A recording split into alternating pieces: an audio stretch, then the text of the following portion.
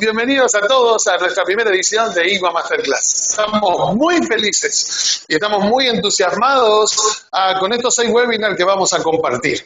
Así que un gran saludo, un gran cariño y espero que podamos disfrutar juntos de todas estas conferencias y todos estos intercambios de opiniones que vamos a tener a lo largo de nuestros próximos 6 jueves. Y voy a dejar a Ley para que él les cuente cuál es nuestro primer episodio. Bien, como dijo mi papá, estamos muy contentos de estar acá. Yo les voy a contar quiénes son estos primeros 2 disertantes. Tengo el privilegio de decir que son 2 grandes amigos y 2 grandes colegas. A mí me enseñaron un montón y vi las clases y están geniales. En primer lugar vamos a tener al doctor Federico Bianchi, que él es especialista en ginecología oncológica, y después vamos a tener a la mastóloga Anabel Ursino. Unas clases geniales, así que ¿te parece, Paz, si arrancamos con este primer webinar? Vamos juntos. Nos vemos.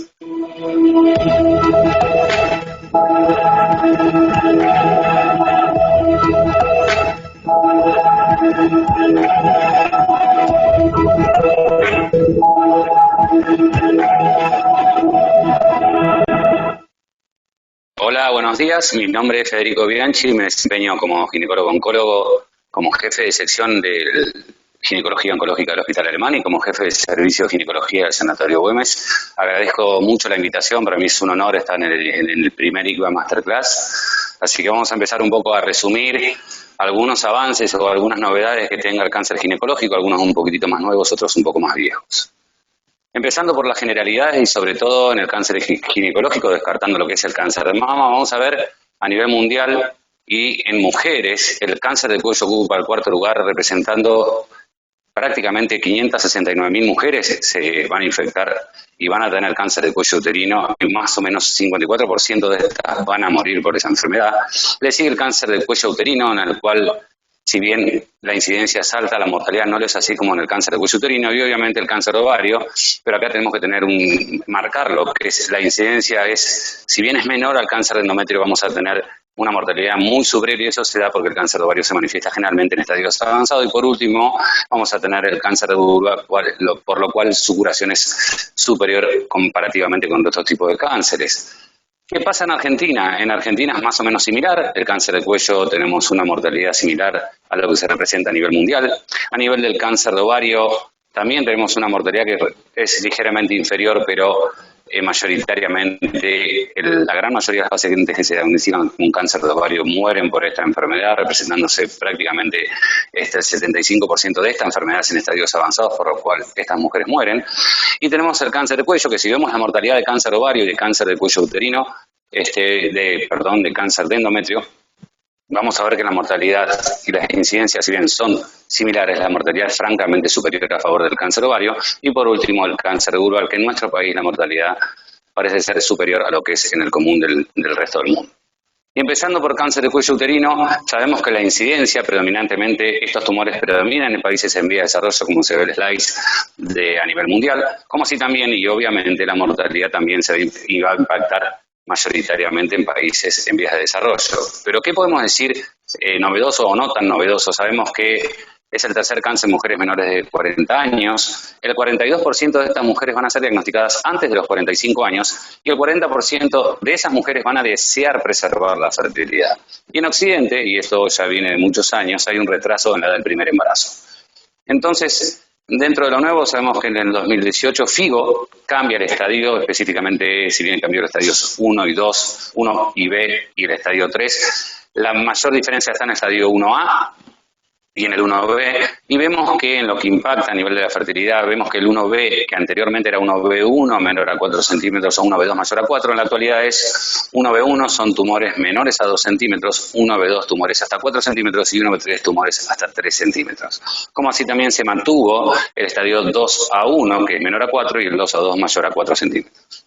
Entonces, ¿qué opciones tenemos en estadios iniciales quirúrgicos sin contemplar preservar la fertilidad? Vamos a tener la conización, como se ve en esta imagen, vamos a tener la cirugía de Piver 1 o la anexohisterectomía extrafacial, como se ve en la imagen, vamos a tener la cirugía de Piver 2 o una anexo histerectomía total radical modificada, o francamente la cirugía Piver 3 o C1, de acuerdo a la nueva clasificación, que es la colpo anexo histerectomía total radical, como se ve en esta imagen. Y que varía, obviamente, la resección en mayor o menor medida de los paramétricos. Entonces vemos esta curva en la cual vemos de 1990 hasta el 2009, vemos que entre los 35 y 39 años hubo un aumento del 30% de los embarazos y entre los 40 y 45 del 50%. Por lo tanto, a la hora de contemplar la fertilidad en cáncer de cuello uterino, fue clave, por supuesto, tener en cuenta estos datos, es decir, que vamos a tener el doble entre 40 y 45 y 3 de cada 10 entre 35 y 39. Entonces, ¿qué opciones le podemos dar al tratamiento conservador de la fertilidad? La traquerectomía radical, que es remover el cuello uterino, sus parámetros y la vagina, junto con la linfanectomía pelviana, sea vía abdominal, vía vaginal laparoscópica o robótica, la traquelectomía simple, remover el cuello uterino sin los parámetros más la linfanectomía, la conización con o sin linfanectomía pelviana y lo más novedoso, neoadjuvancia en cáncer cuello más cirugía conservadora de la fertilidad. Acá vemos un ejemplo de lo que sería una traquelectomía radical tipo Piver 2 o 3, dependiendo de la extensión del parametrio, como así también vamos a ver la opción de una traquelectomía tipo Piver 2, o vamos a tener este caso que sería un ejemplo de una traquelectomía sin resección de paramétricos, o en este otro el ejemplo que sería un cono quirúrgico. Y estas son las opciones que tenemos para preservar la fertilidad en cáncer de cuello uterino. Sabemos que, de acuerdo al NCCN, el estadio 1A sin invasión linfovascular es resuelta completamente con un cono. Si esta paciente y este estadio tiene invasión linfovascular, le debemos agregar la linfanectomía o en su caso el ganglio centinela, como así también si es un estadio 1 a 2, si bien se tiende a realizar traquelectomía radical o traquelectomía radical con menor resección de paramétricos más que un cono y una linfanectomía, o en estadios 1B1 o 1B2, realizaremos en el caso, de acuerdo a la nueva clasificación, el 1B1, la traquelectomía radical modificada. Y sabemos que esta cirugía fue descrita por el doctor Archan en 1994, en el cual los criterios para realizar esta cirugía eran que tenga deseos de preservar la fertilidad, que sean menores de 40 años idealmente, que tengan estadios 1 a 1, 1B1 o 1 a 2, lesiones menores a 2 centímetros, que sea un carcinoma famoso o un adenocarcinoma, que no tenga evidencia de compromiso ganglionar. Por supuesto, la invasión linfovascular como único factor de riesgo no contraindicaba el tratamiento conservador y obviamente ausencia de lesiones de alto riesgo como los tumores neuroendocrinos. Y sabemos que cumpliendo esto el 40% de las pacientes van a tener el criterio y que aún cumpliéndolo entre un 10 a un 12% de estas pacientes no se va a poder realizar un tratamiento conservador. Por supuesto, le seguimos con Darchan describe la traquelectomía vía vaginal y obviamente después Smith en el 97 describe la traquelectomía abdominal. Obviamente es una técnica que se introdujo muy rápidamente debido a que la vía vaginal está más en desuso, menos enseñada, mejor dicho, por lo cual ingresó rápidamente la traquelectomía radical abdominal. Por supuesto que también podía realizarse la misma técnica por laparoscopía o por cirugía robótica. Es clave a la hora de realizar un tratamiento conservador de la fertilidad, si bien también es clave cuando no es conservador de la fertilidad, realizar una correcta dimensión del tumor para, obviamente, y como voy a explicar después, tener correctos los márgenes libres que vamos a tener entre la resección y lo que va a quedar en la paciente. Y le vamos a pedir una resonancia magnética, del cual vamos a ver compromiso parametrial, los márgenes de seguridad, las dimensiones y su tamaño y su punto que va a tener entre el orificio cervical interno y la resección tumoral, que lo ideal es que sea 1 centímetro, en la actualidad algunos aceptan hasta 5 milímetros. Y acá vemos distintas técnicas. La traquelectomía radical abdominal tiene beneficios en cuanto a la cantidad o la dimensión del parámetro. Si vemos una traquelectomía radical abdominal versus una traquelectomía radical vaginal, vemos la línea verde que sería la abdominal, tiene mayor resección de parámetros versus una traquelectomía vaginal, como podemos ver, menos o más extendida, por lo cual el beneficio que tendría la traquelectomía radical abdominal sería mayor parámetro, mientras que la vaginal la rápida recuperación. Y por supuesto, si vamos a hablar de oncología, tenemos que hablar de los resultados obstétricos. Si bien estadísticamente pareciera que no impactan tanto, tenemos que contemplar que antes de hablar de este tipo de tratamientos, las mujeres que sufrían un cáncer de cuello uterino perdían la opción de tener hijos. Y obviamente, si hablamos de lo primordial en oncología, es la seguridad oncológica, cuántas pacientes viven, y vemos que el porcentaje de recurrencia y de mortalidad de estos tumores con tratamientos conservadores son similares a los tratamientos no conservadores. Y esto es una evaluación intraoperatoria de la pieza. Vamos a ver la resección de los paramétricos del cuello uterino.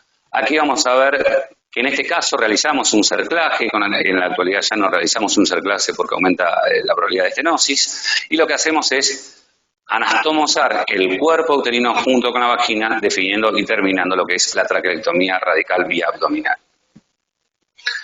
Como más novedoso, vamos a tener lo que son las cirugías ultraconservadoras en tumores, si bien de bajo riesgo, pero de mayor tamaño, con estadio 1A1, y vemos que son pacientes con tumores de menos de 2 centímetros, menores del 50%, una invasión estromal menor al 10%, y que obviamente esto va a dar que tenga una baja probabilidad de compromiso parametrial. Estos son los trabajos del CONSERV, el SHEP y el GOC, que por supuesto se están esperando los resultados. El más avanzado de todos es el CONSERV, pero todavía no tenemos publicaciones al respecto. Y esta es una imagen para finalizar lo que es la traquelectomía, que fíjense, esta mujer no tiene cáncer de cuello uterino, y va a parecer que la imagen mayor es el cuello y eso es el cuerpo y eso es el cuello uterino. Y muchas veces en patología benigna es fundamental conocer la técnica de traquelectomía para, como en este caso, poder ofrecer un tratamiento conservador de la fertilidad en una miomatosis cervical.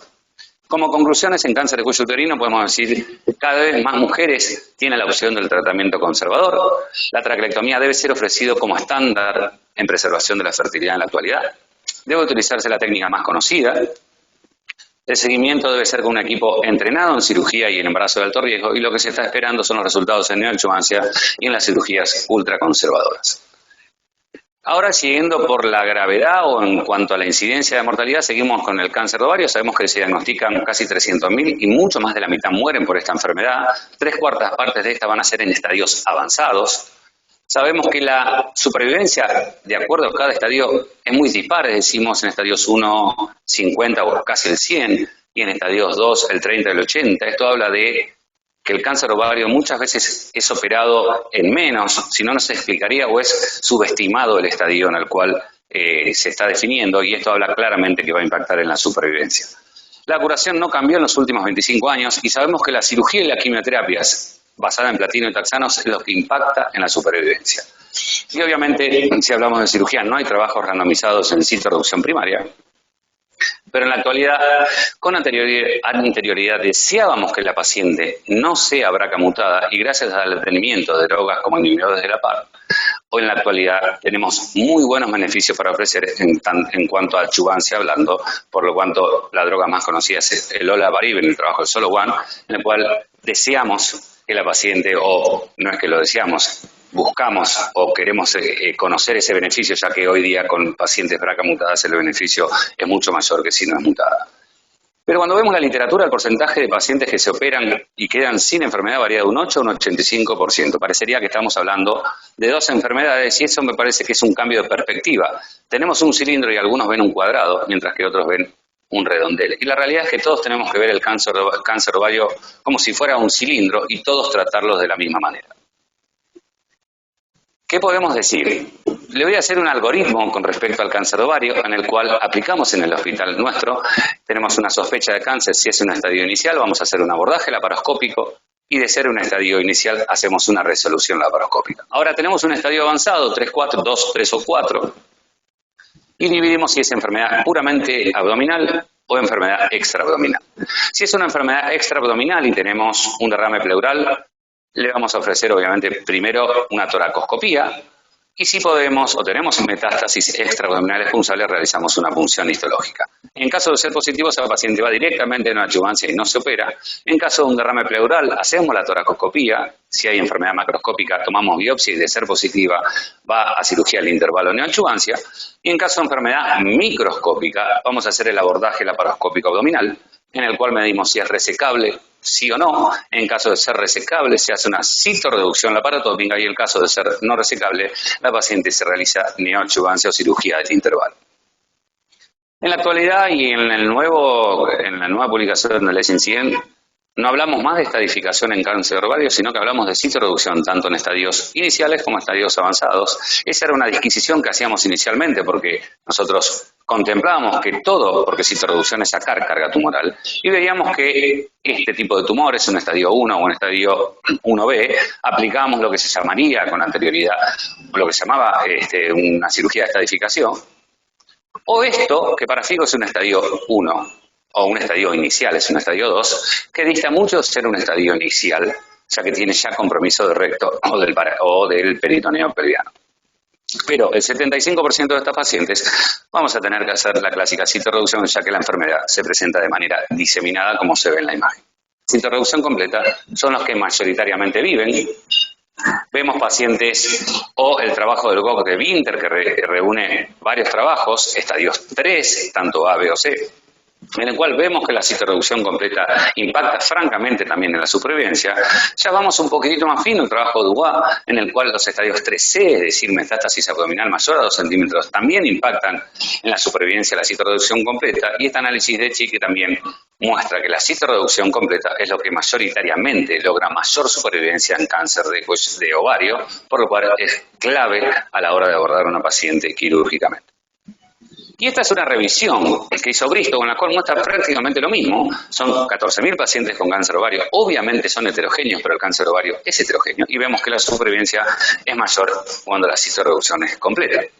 Pero ¿qué hay que hacer en cáncer de ovario para lograr esto? Lo que se llama una oforectomía radical o resección anterior de recto sigma en bloque con el útero o la exenterización posterior modificada, como se ven en estas imágenes. ¿Qué más tenemos que hacer? Resecciones intestinales de intestino delgado, hemicolectomías, resecciones segmentarias de colon. También tenemos que hacer resecciones diafragmáticas en menos. Esta paciente, si se queda con enfermedad, es una citorreducción subóptima y solamente tenía esa lesión en el peritoneo subdiafragmático, y vemos que se resuelve conociendo las técnicas de complicaciones intra como postoperatorias, o tenemos menor carga en la cual hay que hacer una resección completa del peritoneo, o aún mayor carga, y esta también es plausible de un tratamiento quirúrgico y una citorreducción completa.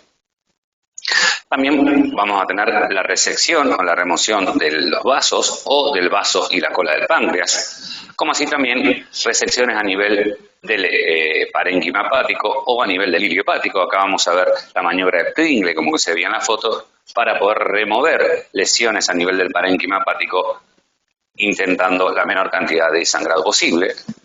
Pero cuando vemos el cáncer ovario son todas esas cirugías en una misma paciente. Por lo tanto, es clave conocer las técnicas y formar, en caso que uno no conozca todas las técnicas, un equipo multidisciplinario. Pero el punto más discutido es qué paciente es candidata a citorreducción. Y entonces vemos que uno intenta predecir, evitar laparotomías innecesarias, determinar la morbilidad quirúrgica y planificar un correcto abordaje quirúrgico. Es decir, no hacer una incisión cifofubiana cuando la paciente claramente no es quirúrgica. Y vemos el trabajo de Ana Fagotti, el trabajo Mito 3, en el cual acá vamos a ver distintas áreas. La área A es la que contempla el queco mental o el epiplo mayor, el área B es la carcinomatosis peritoneal, la C es el peritoneo subdiafragmático, la D va a ser la raíz del mesenterio a nivel intestino delgado, la A2 o la que están hacia a la izquierda y derecha de la pantalla van a ser la serosa del intestino delgado, el epiplón menor y el hígado. Y vemos que sano o enfermo es 0,2. Si la suma es mayor a 8, esa paciente es irresecable, y si la suma es menor a 8, esa paciente puede ser quirúrgica. Y esto es una gran noticia en el sentido que uno no tiene que realizar una incisión cifopubiana innecesariamente, pero obviamente tiene errores, por lo cual veíamos que si la paciente tenía un score mayor a 8, el valor predictivo positivo era prácticamente del 100%, y vemos que esta paciente tiene un score mayor a 8 y se pudo realizar. Posteriormente, el mismo grupo, es decir, el grupo de Ana Fagotti, pone dos criterios característicos, la retracción mesentérica y la carcinomatosis miliar de intestino delgado, como criterio absoluto de resecabilidad, subiendo el score de mayor a 8 a mayor a 10, como claramente se tenía que esperar. Pero esto es una manera de, muchas veces por la laparoscopía no podemos visualizar, y esta paciente tiene un score de 2. Por supuesto, si no vemos el resto. Esta paciente no es quirúrgica porque, como dice este trabajo, el compromiso raíz del mesenterio o de la serosa del intestino es un criterio franco de irresecabilidad, y esta es una manera de visualizarlo en lugar de hacer una incisión cifopubiana. Y vemos por qué tenemos que intentar y que no son comparables. Esta es la supervivencia de todos los trabajos que tenemos en la actualidad de cirugía del intervalo, y vemos que no superan los 30 meses, salvo un trabajo japonés, y vemos que en pacientes en las cuales no son quirúrgicas y se le va a realizar una cirugía del intervalo, en la actualidad el trabajo randomizado que logró que estas curvas de supervivencia se despeguen es cuando antes de realizar el intervalo aplicamos después de la cirugía un HIPE. Y fíjense que ESMO publica muy claramente que el cáncer ovario debe ser operado en centros que tengan la habilidad para hacerlo. Y si no tenemos ese centro, estas pacientes tienen que ser derivadas a un centro donde tengan un equipo multidisciplinario y, por supuesto, y lo dice claramente, no se debe abusar de la neoadjuvancia en cáncer ovario. Como conclusiones en ovarios podemos decir que la laparoscopía es una opción razonable en estadios iniciales del cáncer ovario, que la citorreducción primaria en estadios avanzados se debe realizar por laparotomía, que determinar citorreducción primaria o cirugía no son un concepto filosófico ni comparable, y que la laparoscopía o el score en centros entrenados en cáncer ovario es una opción muy factible y reduce el riesgo de laparotomías innecesarias. Y siguiendo con el cáncer de endometrio, si bien no vamos a ahondar en lo que son las generalidades, sabíamos clásicamente el cáncer de endometrio tenía dos tipos, de acuerdo al trabajo de Buchmann, en el cual era el cáncer de endometrio tipo 1, en el cual era hormonodependiente, relacionado a las hiperplasias endometriales y que generaban carcinomas endometroides, y los tipo 2 que eran más que nada carcinomas serosos o de células claras, y obviamente el tipo 2 versus el tipo 1 tenía peor pronóstico. Y esto, sumado a la clasificación histopatológica del Blue Book o de la clasificación de la Organización Mundial de la Salud, le dábamos, y junto con la estadificación del TNM, le daba a las pacientes con cáncer de endometrio una clasificación en riesgo. Tenemos el riesgo de la Mayo Clínico, los scores del GOG, que hicieron los famosos trabajos del GOG, como así también los del PORTEC. Por supuesto, y finalmente, ESMO publica una buena clasificación, pero cuando tenemos muchas clasificaciones es porque no sabemos cuál es la que sirve. Y la realidad es que teníamos clasificaciones de bajo riesgo y de alto riesgo, siguiendo los criterios tanto de la Mayo, los criterios modificados, los trabajos del GOG, como así también los trabajos de ESMO. Y veíamos finalmente que ESMO clasificaba en bajo, intermedio, alto, bajo, alto, avanzado y metastásico, pero esta es una clasificación basada claramente en el TNM y en el tipo histológico, pero este trabajo y con la publicación inicial de la revista Nature, vemos que la clasificación tiene más de dos tipos, y gracias a Dios, si vemos inicialmente, vamos a ver que, por ejemplo, en el caso de la mutación del PTEN, vemos que el tipo 1 lo tenía, pero también el tipo 2, y una mutación muy importante como era la P53, o la PI cálcica, PI3 cálcica, vemos que la mutación se presentaba tanto en uno como el otro, entonces muchas veces veíamos que el estadio tipo 1, o los tipo 1, perdón, eran biológicamente o se comportaban muy similar al estadio 2, por lo tanto decir tipo 1 y tipo 2, algo nos estaba fallando, como pasó en mama y como pasó en todo el advenimiento de la genética nos hizo subdividir, y vemos que se empezaron a publicar tumores, de acuerdo a lo que es biología molecular, o a la genética, y de acuerdo al número de copias o las mutaciones, en baja mutación, la mutación del MSI o la mutación con bajo número de copias o con alto número de copias, y que esto tenían un buen pronóstico, aunque un pronóstico intermedio o que un pobre pronóstico. Y esto es clave porque también se ve reflejada, como se ven en estas gráficas, tanto la supervivencia libre de progresión como la supervivencia por enfermedad específica o la supervivencia global. Francamente se ve reflejada en estas curvas, viendo que dependiendo de la mutación era la supervivencia, y en la actualidad lo que hay ongoing y va a impactar muchísimo en ayudar a la paciente en su tratamiento es el PORTEC 4A, que es un trabajo muy interesante en el cual, de acuerdo a la biología molecular, vamos a ver cómo va a impactar o no la adjuvancia. Y otro tema en cáncer de endometrio es, tradicionalmente el cáncer de endometrio se hacía una histerectomía en el estadio inicial, más una linfanectomía pelviana y lumboaórtica. Acá tenemos trabajos que lo avalaban, tanto la STEC, el Panici, el CEPAL, trabajos que hablaban de la seguridad. Pero la linfanectomía pelviana y lumboaórtica era como un abordaje arcaico y teníamos que ver la posibilidad de hacer un tratamiento menos. Y se empieza el advenimiento tanto como vino en mama y en otros tumores como melanoma. Vemos el ganglio centinela y en esta metaanálisis vemos que la tasa de detección en cáncer de endometrio era del 81%, con una tasa de detección bilateral baja del 50%, con una sensibilidad del 96% y una evidencia a favor de la inyección cervical y por supuesto del verde indocianina. Y vemos que este trabajo muy interesante de 101 pacientes en las cuales se realiza centinela seguida de linfanectomía pelviana lumboaórtica, el 89% al menos se encontró un centinela, con el 58% fue bilateral, con una sensibilidad del 95% y una mejora del falso negativos con linfa en caso de no encontrar el ganglio centinela. Y vemos que la detección del ganglio centinela en caso de hay varias escuelas, los americanos, los europeos hablan de que si no se encuentra el centinela, hacer la linfanectomía pelviana en un aórtico homolateral, o en la actualidad, y lo que aplicamos en el hospital alemán, si no encontramos el ganglio centinela, solo hacemos la linfanectomía pelviana homolateral y no hacemos linfanectomía lumboaórtica porque el porcentaje de skip metástasis realmente es muy bajo. ¿Y cuál es la curva de aprendizaje? Cada cirujano debe conocer su tasa de detección y su falso negativo, y el incremento del volumen, es decir, a mayor volumen de centinela vamos a tener mayor detección y el número deseado sería un mínimo de 10. ¿Y qué podemos usar? Verdendiocianina, tecnesia 99 o azul isosulfán. Y como vemos en estos videos, vamos a tener dos tipos de técnicas distintos. Vemos que claramente con verdendiocianina es muchísimo más fácil, esto parece futurista, y vemos que con el azul uno tiene que divulsionar muchísimo más a nivel de la pelvis para encontrar el azul, cosa que no pasa con el verde endocianina, en la cual la detección es muy fácil y muy sencilla. Obviamente te requiere también una curva de aprendizaje, pero vemos que cuando aplicamos el verde directamente fuimos al ganglio, lo localizamos y se reseca, mientras que cuando hacemos el azul es mucho más difícil de localizar este verde, este azul comparativamente con el verde endocianina. Y sabemos que el ganglio centinela en cáncer de endometrio tiene 4 tipos de características. Es diagnóstico, es terapéutico, disminuye el riesgo, es decir, disminuye la morbilidad, y obviamente tiene fallas que son a nivel de qué tipo de marcador, cuál es el sitio, por supuesto el cirujano y por supuesto la paciente, y no debemos dejar de mencionar la evaluación del patólogo. Y en la actualidad el NCCN determina que el ganglio centinela es una técnica estándar en cáncer de endometrio, y el NCCN lo incluye como una técnica estándar a la biopsia del ganglio centinela, por lo cual debe ser abordado en la actualidad.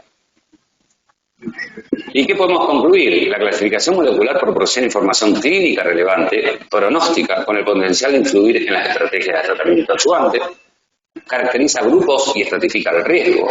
El ganglio centinela sabemos que es un método que determina un factor pronóstico fundamental, como si también disminuye marcadamente la morbilidad de la paciente. Y la disponibilidad de azul, verde endocianina o tecnesia va a depender de que utilicemos. Nosotros en la actualidad estamos utilizando la técnica con verde endocianina, pero obviamente es más costosa porque requerimos de una cámara especial. Y el rol del patólogo en el escenario del ganglio centinela es clave. Por supuesto, como toda técnica quirúrgica, requiere una curva de aprendizaje. Y por último, ¿qué podemos decir en cáncer de vulva? Que hay lo más novedoso, que es lo que contradijo todo lo que se venía diciendo o lo puso en duda. Sabemos que es el 4º cáncer en frecuencia, que la edad promedio es 65 años, que representa el 5% de tumores y que generalmente el 50 o el 9% al momento del diagnóstico está en la vulva, el 30% en vulva y ganglios y un 6% metastásico, y que cuando se diagnostican estadios iniciales tiene una alta tasa de curación. Y antiguamente la incisión de Stanley Way era la resección en bloque ganglionar y de vulva, y vemos esta imagen en la cual a la paciente se le hace una remoción de la vulva con los ganglios, resultando en una cirugía extremadamente mórbida, como se ve en las imágenes. Y también lo que vamos a ver es una gran LOS, en la cual esto va a estar sujeta a linfedemas, a infecciones, a curaciones, a dehiscencias, a dificultades en el cierre. Y en la actualidad las alternativas son las excisiones local radical, lo que se llama una vulvectomía parcial, a través de técnicas de 3 incisiones, o una vulvectomía en caso de no requerir una biopsia de ganglio centinela, seguido de lo que es la linfanectomía inmunofemoral uniobilateral, como se ve en esta imagen. Pero un dato clave son los márgenes. Sabemos que en este trabajo muy viejo de Isaiah, no tan viejo, 2007, vemos que las pacientes que tenían un margen menor a 8 milímetros tenían mayor probabilidad de recurrencia, como se ve en la imagen. ¿Y qué es lo que nos planteamos? Si tiene margen negativo, la paciente se puede observar o adyuvancia dependiendo del factor de riesgo, o en caso de que tenga márgenes positivos, lo ideal es recomendar la reexcisión, pero tenemos una herramienta muy valedera, que si la paciente tiene márgenes positivos y estos márgenes están cercanos a un área como el clítoris o la uretra, podemos prevenir y resecar órganos que van a impactar en el futuro sexual, obviamente sin modificar la supervivencia, realizar radioterapia a nivel vulvar o en caso que sean marginales o irresecables. ¿Y qué vemos? Que el estado de los márgenes en la actualidad está más discutido, y ese 8 milímetros varió bastante, y en este trabajo vemos que la frecuencia de recurrencia en cáncer de vulva, más que por la distancia, es por la presencia de factores predisponentes como eran las lesiones BIL o los líquenes esclerotróficos, y mostrar que pacientes con márgenes de 3, 5 a 8 milímetros menores, no hay diferencia siempre y cuando se mantengan entre 3 y 8 milímetros, y evaluaron que para cáncer de vulva es muchísimo 287 pacientes. Y vemos en este caso que muchas veces no vamos a poder lograr, vamos a ver la uretra en el cual el margen prácticamente es marginal, y en esta paciente hubo que resecarle la uretra distal, y podemos decir en la actualidad que podríamos haber realizado en esta paciente también radioterapia. Como concluimos, durante muchos años el margen mayor a 8 milímetros fue el deseado. Hablamos de margen microscópico. Varios trabajos mostraron que menor que el BIN y que el LIGEN son los principales factores de recurrencia. Márgenes entre 3 y 5 mostraron ser aceptables. Y ante márgenes positivos sin posibilidad de reexcisión se debe indicar en esta paciente radioterapia. Le agradezco mucho, la realidad es que hablé de muchos tumores, de muchas cosas en distintos tumores que dan para hablar prácticamente horas de cada uno de esos temas. Intenté resumir lo más llamativo, lo que más podía servir, pero obviamente de cada tema tenemos muchísimo para hablar. Agradezco al INVA y muchas gracias.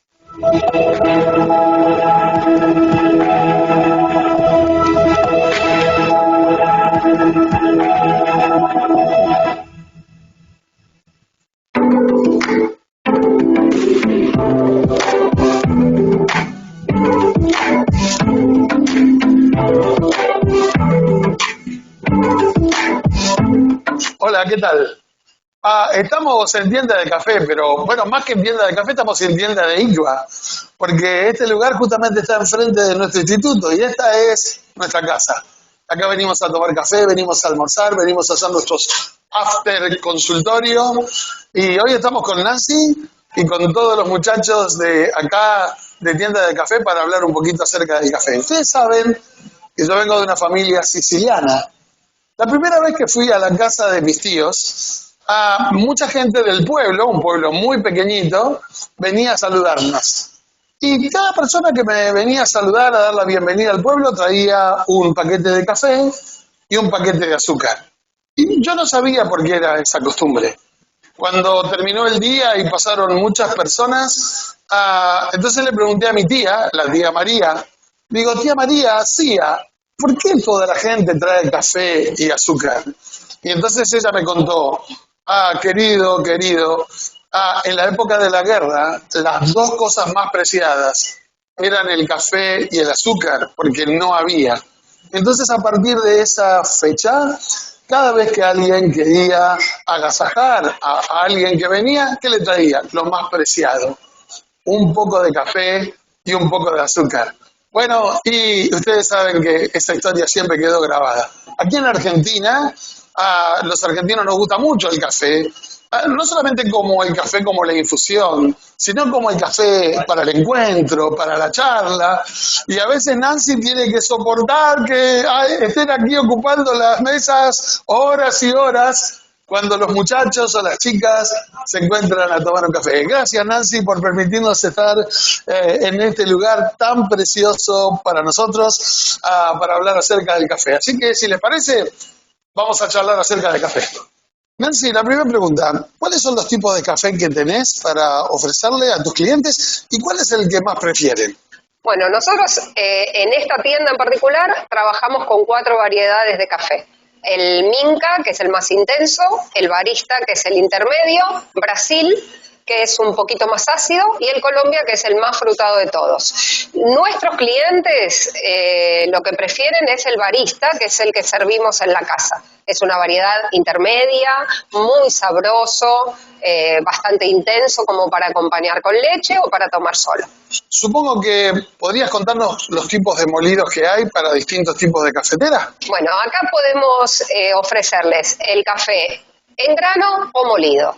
Si lo eligen en grano es porque tienen su propio molinillo en la casa. Y si no, nos dicen qué cafetera tienen y nosotros se lo molemos.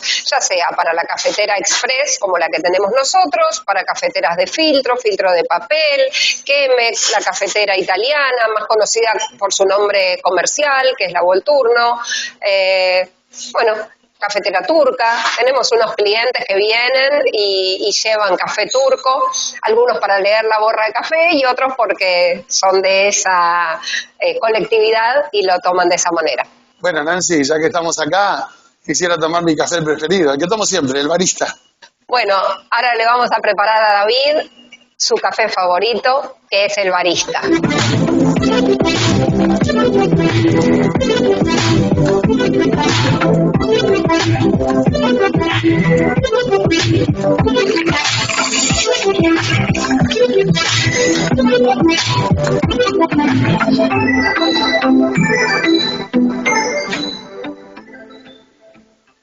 Bueno, Nancy, muchísimas gracias, ¿eh? Me han servido mi café preferido. Bueno, café y algo más, ¿no, Nancy? ¿Con qué acompañan generalmente el café de tus clientes? Por la mañana es el típico café con leche y medias lunas. Y después en el transcurso del día, bueno, ahora han cambiado un poco las costumbres, entonces nos hemos americanizado un poco. Está la costumbre de los huevos revueltos, el croissant. Y después a la tarde, por lo general, con la deliciosa pastelería que tenemos acá en Tienda de Café. Bueno, me están dando mi acompañamiento preferido, es lo que siempre tomo, la cheesecake con frutos rojos. Gracias, Nancy, por habernos permitido entrar en tu casa, en nuestra casa, y bueno, seguiremos participando del café, que es mucho más el café, es de ser amigos. Bueno, para todos ustedes, el mejor café que tenemos, el de Tienda de Café.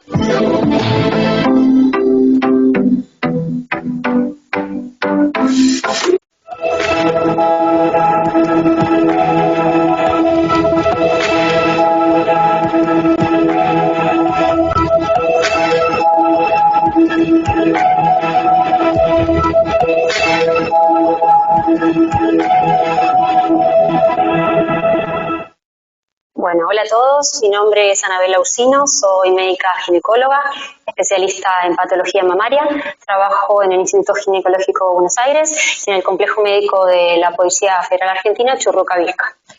En el día de hoy vamos a hablar sobre el cáncer de mama y las plataformas genómicas. Como todos sabemos, el cáncer de mama es una entidad completamente heterogénea.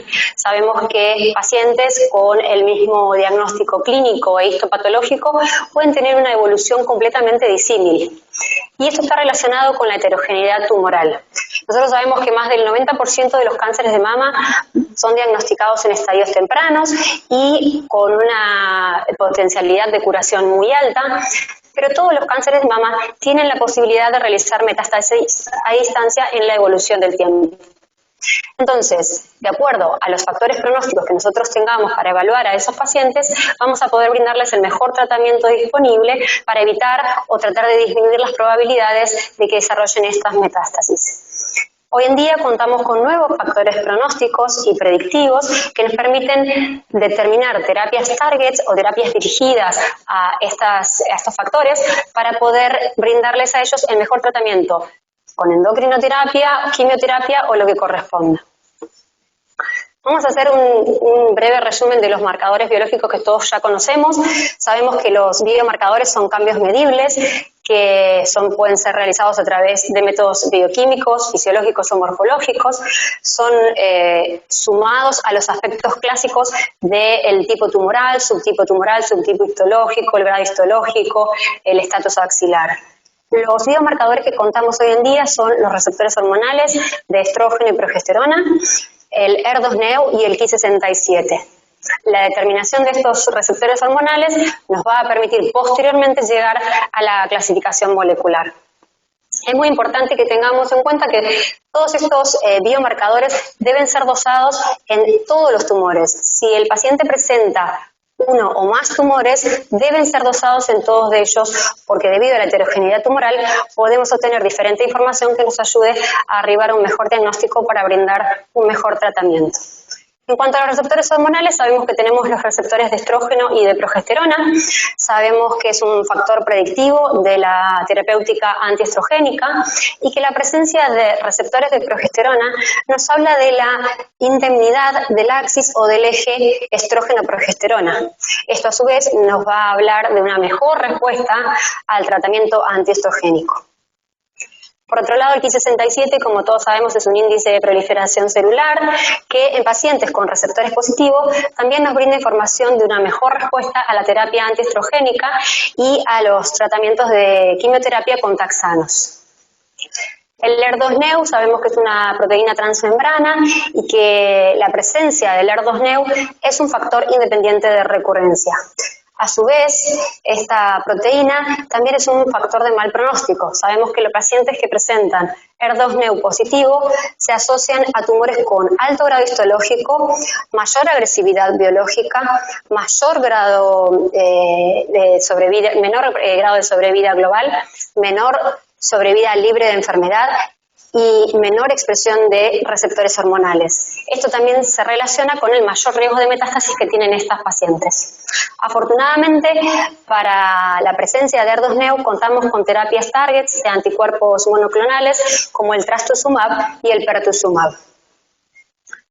Con toda esta información, ¿sí? Charles Perrow pudo arribar al diagnóstico y llegar a formar lo que hoy tenemos en cuenta que es la clasificación molecular del cáncer de mama. A través de la técnica de microarrays o microarreglos que observa esta técnica la expresión de miles de genes en un mismo tiempo, logró determinar esta clasificación, comparándola a los distintos subtipos moleculares con el cáncer la mama normal. La mama normal fue comparada y obtuvimos tumores luminales que se dividen en luminal A y luminal B, HER2, enriquecido y basal-like. En cuanto a los subtipos luminales, sabemos que son aproximadamente el 67% de los cánceres de mama. Estos se expresan principalmente receptores positivos, principalmente receptores de estrógeno positivo, y se subdividen en luminal A y B. Ambos tienen aproximadamente un 20% de mutaciones en el gen P53. Los subtipos luminal A tienen mayor expresión de receptores de estrógeno, menor grado histológico, se asocian generalmente con un GH1 y mejor respuesta a la terapia antiestrogénica. Los subtipos luminal B tienen mayor grado histológico, pueden ser un GH1, pero generalmente se presentan como GH2 o GH3, tienen menor porcentaje de expresión de receptores de estrógeno y la respuesta a la terapia antiestrogénica es más variable. El subtipo HER enriquecido, tengamos en cuenta que no todos los HER positivos a través de inmunistoquímica y FISH van a pertenecer a este grupo. El subtipo HER tiene baja expresión de receptores de estrógenos y genes relacionados con la proliferación tumoral. Tienen un 40 a un 80% de mutaciones del P53 y generalmente tienen mayor grado histológico que los luminales, son de GH3. Volvemos a repetir que son de peor pronóstico, pero tenemos terapias targets para este subtipo molecular. El subtipo basal es el conocido como triple negativo, ya que tenemos receptores de estrógeno, receptores de progesterona y HER2 negativo. Este subtipo también tiene mayor tendencia a tener mayor grado histológico, son de tipo GH3, son aproximadamente el 15% de los tumores de mama y muchas veces se presenta en pacientes con mutaciones de los genes BRCA, como puede ser el BRCA1. La diferencia de este subtipo molecular es que el perfil metastásico difiere ligeramente del clásico perfil metastásico de los anteriores, que sabemos que el cáncer de mama metastatiza a pulmón, hígado y hueso, raramente a cerebro. En cambio, el subtipo basal tiene predilección por la metastatiza a pulmón y cerebro. Se presenta frecuentemente en pacientes de etnia negra, premenopáusicas y con menor predilección en mujeres de etnia negra posmenopáusicas y las mujeres de raza blanca. El subtipo basal tiene peor pronóstico, pero tiene respuesta, como vamos a ver posteriormente, a distintos tratamientos de quimioterapia. Acá tenemos un breve resumen de lo que acabamos de mencionar. Si avanzamos de los luminales hacia el subtipo basal, vamos a ver que los receptores de estrógeno, la presencia de estos va a disminuir, así como va a incrementar el grado histológico. La presencia de HER2 puede, obviamente en el HER2 enriquecido va a ser positivo, en el basal-like puede o no ser positivo. La presencia del Ki67 va a incrementar el índice de proliferación acercándonos hacia los basales, y la presencia de mutaciones del P53 también va a incrementarse a medida que nos acercamos al subtipo basal. algo más del breve resumen. Eso simplemente para recalcar que en relación al pronóstico sabemos que los luminales A y B tienen mejor pronóstico que el ER2 enriquecido y el basal-like, que los luminales A tienen mejor respuesta a la terapia antiestrogénica que los luminales B, que los luminales A y B tienen una respuesta variable a la quimioterapia, que el subtipo HER tiene mayor respuesta a la terapia con anticuerpos monoclonales de trastuzumab y pertuzumab y responde al tratamiento con antraciclinas, y que el subtipo basal obviamente no va a responder a la terapia antiestrogénica porque es un triple negativo, y sí responde al tratamiento con platino, como puede ser el carboplatino. Bien, hasta acá cosas que varios de nosotros ya sabemos, pero ¿a qué nos vamos a abocar hoy en día? A las plataformas genómicas. Sabemos que existen varias firmas o perfiles genómicos que son firmas pronósticas y algunas de ellas predictivas de la respuesta terapéutica. ¿Por qué hablamos de firma genómica? Porque cuando hablamos de un perfil genómico nos estamos refiriendo a la información de los genes del tumor. A diferencia que cuando estamos hablando de un perfil genético, nos estamos refiriendo a la información de los genes del paciente. ¿Sí? Tenemos distintas firmas genómicas que nos ayudan a poder brindarle al paciente un mejor tratamiento, a arribar a mejor diagnóstico. Las más utilizadas hoy en día son el Oncotype y el MammaPrint, pero vamos a hablar de varias de ellas. Nosotros tenemos pacientes que tienen receptores hormonales de estrógeno positivo, ER2 negativos, tumores en estadios tempranos, y la mayoría de estas pacientes tienen una buena evolución y reciben tratamiento con endocrinoterapia. Ahora, ¿cómo sabemos a qué paciente vamos a beneficiar de agregarle una quimioterapia adyuvante? Bueno, para eso tenemos los factores pronósticos. Sabemos que los clásicos factores pronósticos que contamos hoy en día son el tamaño tumoral, el estatus ganglionar, el grado histológico, la invasión linfovascular, la edad de la paciente, las comorbilidades, y agregamos los resultados de los perfiles de expresión génica. Vamos a comenzar con el Oncotype DX. El Oncotype DX, bueno, como todos, fue desarrollado a partir de ensayos clínicos. Se seleccionaron 250 genes que fueron relacionados con el cáncer de mama, y de estos se analizaron y se seleccionaron o subseleccionaron 21 genes. 16 de estos están relacionados con el cáncer y 5 son genes de referencia. Con estos genes relacionados se arribó a un score de recurrencia denominado Recurrence Score, que es lo que nos va a permitir evaluar la probabilidad de metástasis a distancia de la paciente a 10 años. Recordemos que estamos hablando de receptores hormonales positivos, ER2 negativo. En este caso en particular vamos a hablar de ganglios negativos y posteriormente hablaremos de pacientes con ganglios positivos. Entonces, el Recurrence Score nos está midiendo el índice de recurrencia a distancia a nivel locorregional y a distancia, perdón. ¿Y para qué nos sirve? Es un factor pronóstico y predictivo. De las plataformas genómicas que contamos hoy en día, es el único que nos brinda pronóstico de la evolución de la enfermedad a nivel sistémico del paciente y predictivo de la respuesta terapéutica a la quimioterapia. ¿Qué vamos a recibir cuando pedimos un Oncotype DX? Es un informe similar a este, donde vamos a ver el Recurrence Score, que es lo que dijimos, el score de riesgo de metástasis a distancia. Vamos a ver la probabilidad de beneficio o no con tratamiento con endocrinoterapia o con quimioterapia que pueda tener este paciente. A su vez, tenemos una tercera parte del informe, donde a través de la cuantificación genómica vamos a tener también el informe de los resultados del subtipo molecular, de los receptores de estrógeno, progesterona y ER2, que tienen una alta concordancia con los resultados que nosotros obtenemos a través de los estudios histoinmunopatológicos. Los informes para para pacientes con ganglios de 1 a 3, el tipo de informe es similar a lo que estamos viendo, simplemente van a variar algunos detalles que vamos a ver posteriormente. Uno de los estudios que se realizaron para validar esta firma genómica es el NSA-BP20, donde se obtuvieron como resultado que las pacientes con un Recurrence Score alto, el 28% de ellas definitivamente obtenían un beneficio absoluto de la indicación de quimioterapia adyuvante. Por lo cual es importante poder definir ese rango de Recurrence Score para saber qué pacientes se van a beneficiar en el tratamiento.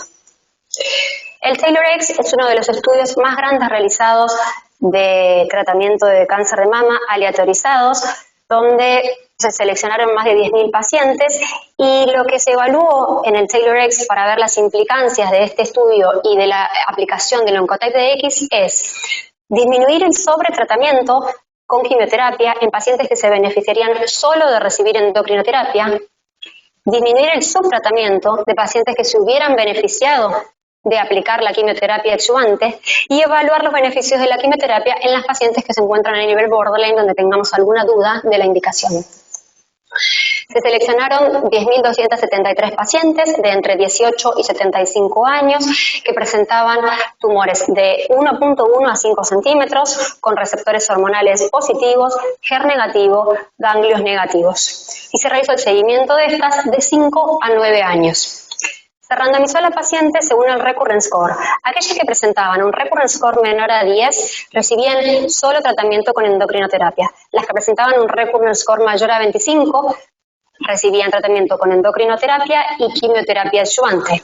Ahora, las que estaban en un rango intermedio eran randomizadas a endocrinoterapia sola o quimioterapia y endocrinoterapia. ¿Qué obtuvimos con esto?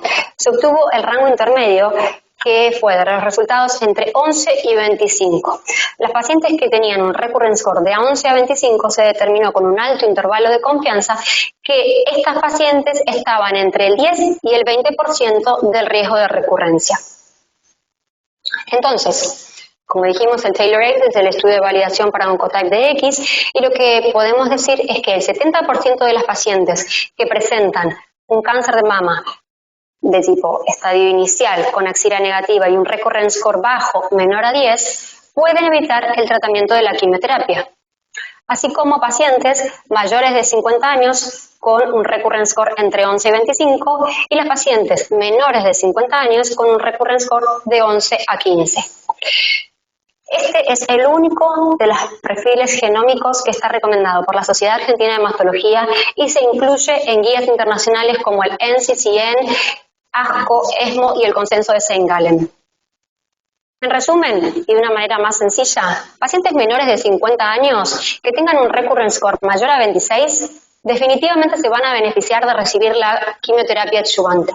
Aquellas que tienen menor de 25 pueden recibir tratamiento con endocrinoterapia y van a tener una buena respuesta. Ahora, ¿qué pasa con las menores de 50? Bueno, en el caso de que el recurrence score sea mayor a 26, también se van a beneficiar de recibir el tratamiento de quimioterapia adyuvante agregada a la hormonoterapia. Ahora, en el caso de que tengan un recurrence score menor a 15, se van a beneficiar solo de recibir endocrinoterapia. En el rango intermedio vamos a tener las pacientes que tienen de 16 a 20 van a tener solo un 1.6% de beneficio de agregar quimioterapia adyuvante, por lo cual en estas pacientes, si bien tenemos un beneficio es muy bajo y podría ser discutido la implementación de quimioterapia. Pero en las pacientes que se inclinan hacia el alto riesgo, o sea de 21 a 25 de recurrence score, van a tener un beneficio de quimioterapia de un 6.5%. En estas pacientes, si bien uno lo puede discutir con el paciente, realmente estaría indicada la utilización de quimioterapia. En resumen, dijimos tumores T1, T2, ganglios linfáticos negativos, receptores positivos, HER2 negativos. El NCCN refuerza que un recurrence score bajo de 0 a 10 tiene muy escaso, no se beneficia de la quimioterapia, por lo cual el tratamiento es la endocrinoterapia. Y con un recurrence score extremadamente alto, mayor a 31, definitivamente se van a beneficiar de la adición de quimioterapia. Ahora, ¿qué pasa con las pacientes con ganglios positivos? Sabemos que las pacientes con más de 4 ganglios positivos deben recibir tratamiento de quimioterapia. Ahora, pacientes con micrometástasis, pacientes con 1 a 3 ganglios positivos, en ese caso podemos utilizar el Oncotype DX para arribar a un mejor diagnóstico y brindarles el mejor tratamiento a la paciente. En estos casos tenemos el estudio del Plan B Alemania Occidental, donde confirmó que en pacientes con receptores hormonales positivos, HER negativo y de 1 a 3 ganglios con un recurrence score menor a 11 tienen una sobrevida libre de enfermedad a 5 años de un 95% solo con endocrinoterapia. así como pacientes con 1 a 3 ganglios positivos y un recurrence score bajo, tenían un muy escaso beneficio de la quimioterapia, por lo cual en estas pacientes puede evitarse. También reforzó que las pacientes con un recurrence score mayor a 31 tenían beneficio con quimioterapia. Ahora, ¿qué pasa con las pacientes que están en el valor intermedio? Bueno, en este caso tenemos un estudio que es el AIR-Exponder, que todavía se encuentra en curso, ¿sí? Y es el que nos va a definir, y estamos esperando los resultados, de estas pacientes con un recurrence score intermedio, qué punto de corte podemos poner para definir si se van a beneficiar de quimioterapia o de endocrinoterapia. Por otro lado tenemos el MamaPrint de 70 genes. El MamaPrint de 70 genes es una plataforma genómica que se realizó en pacientes con cáncer de mama, menores de 55 años, con axila negativa. Estas pacientes se estudiaron en realidad el MamaPrint se estudiaron 231 genes y de estos se seleccionaron 70 genes para poder generar esta plataforma genómica. El MamaPrint es un test pronóstico solamente, ¿sí? En pacientes con receptores hormonales pueden ser positivos o negativos. Vamos a obtener un resumen similar a esto, donde tenemos una clasificación en bajo y alto riesgo. En el informe lo que vamos a observar es que las pacientes que presentan un score de MamaPrint de bajo riesgo, ¿sí? Las que se encuentran en el rango verde, por así decirlo, van a tener un 1.3% de probabilidad de presentar una recurrencia tumoral a 5 años. Ahora, las pacientes que se encuentran en el alto riesgo van a tener un 11.7% de probabilidad de presentar una recurrencia a 5 años, por lo cual estas pacientes son las que se van a beneficiar de la utilización de la quimioterapia adyuvante. También el MamaPrint se asocia al Blueprint, que es una técnica basada en microarrays que mide la expresión de ARN y que nos brinda información del subtipo molecular de cáncer de mama que se correlaciona con el subtipo histológico que nosotros obtenemos a través de los distintos estudios. La correlación y concordancia es de un 99% y es reproducible en un 98-99%. El MINDAX es un estudio de validación del MamaPrint, es el estudio que nos brinda la validación con una evidencia clínica de nivel 1A. En el MINDAX tuvo distintos endpoints. El endpoint primario es la sobrevida libre de metástasis a distancia con una mediana de seguimiento a 5 años. Y el endpoint secundario es la sobrevida libre de metástasis a distancia y la sobrevida global en pacientes que presentan un alto riesgo clínico y bajo riesgo genómico a través del test de MamaPrint. En las pacientes con alto riesgo clínico y bajo riesgo genómico se demostró que el beneficio de adicionar quimioterapia adyuvante era solo de un 2.6% comparado con los efectos adversos que podían presentar estas pacientes. ¿Cómo se realizó el estudio? Se seleccionaron pacientes según el riesgo clínico y el riesgo genómico y se categorizaron en bajo riesgo clínico y genómico a recibir endocrinoterapia, alto riesgo clínico y alto riesgo genómico a recibir quimioterapia adyuvante y posteriormente la endocrinoterapia, y las que se encontraban en el rango intermedio fueron randomizadas a ambas ramas. ¿Qué obtuvimos? Que las pacientes que presentaban un alto riesgo clínico y bajo riesgo molecular a través de MamaPrint pueden evitar de manera segura la quimioterapia sin afectar la sobrevida libre de enfermedad a distancia a 5 años. Esto se demostró con un intervalo de confianza superior al 95%. Entonces, como conclusión, las pacientes con alto riesgo clínico y bajo riesgo genómico determinado por MamaPrint, que pueden ser de ganglios positivos o ganglios negativos, presentaron una sobrevida libre de metástasis a distancia a 5 años mayor al 95%, independientemente de haber recibido o no quimioterapia. ¿Qué obtuvimos con el estudio MINDAX? Que es un estudio de escalamiento donde el 46% de las pacientes que se encontraban en el grupo de alto riesgo clínico pudo disminuir el tratamiento de quimioterapia, o sea, disminuyó la indicación de quimioterapia. Y en el total de las pacientes, el 14% disminuyó la indicación de quimioterapia. Otra de las plataformas genómicas que contamos hoy en día es el PAM50, que como bien lo dice el nombre, estudia 50 genes, ¿sí? También vamos a hablar de los distintos subtipos moleculares que fueron clasificados a través de cuantificación genómica y se estudió también en pacientes en estadios precoces.